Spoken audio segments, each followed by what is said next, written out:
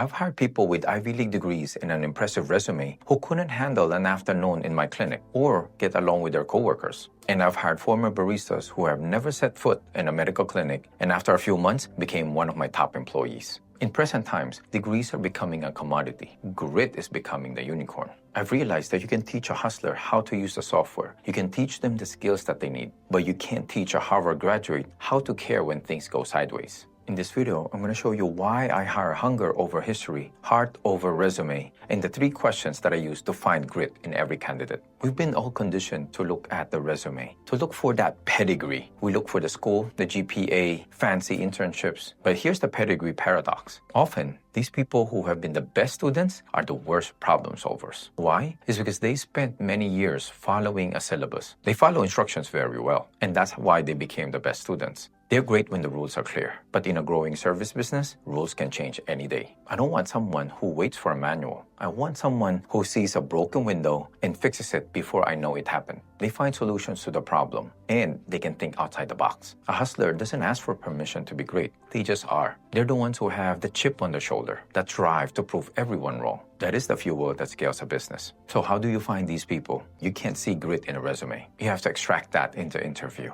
And I use these specific questions to do that. Question number 1. Tell me about the time that you were completely overwhelmed and failed, and what did you do next? What I'm looking for is resilience. Did they just wallow and cry? Or did they get back on their feet and continue doing the work? Number 2. What's the hardest thing you've ever done that had nothing to do with work? I want to know their character outside of the office. Did they run a marathon? Did they raise a sibling? Did they move to New York with $50? Do they play in team sports? Bonus tip here. I like people who played team sports because they know how to work well with the team. Question number 3. If I gave you a task today and you've never done it before, and then I disappear for a few hours, how would you handle that? Now I'm looking for resourcefulness. Do they Google it? Or do they wait for me to return to ask me more clarification? If you're a hustler watching this video, I want you to know that there are owners like me who value your drive more than your diploma. And if you're the owner who's tired of being let down by your perfect candidates, then you're in the right place. If you find this video helpful so far, I invite you to subscribe to our channel. One danger of hiring a pedigree is often the ego that comes with it. An elite graduate often thinks that there are certain tasks that are beneath them. I remember having this one employee that was like that. Even when the clinic is very busy, she didn't want to help out cleaning the bed and preparing it for the next patient because she said it's not her job. It's beneath her.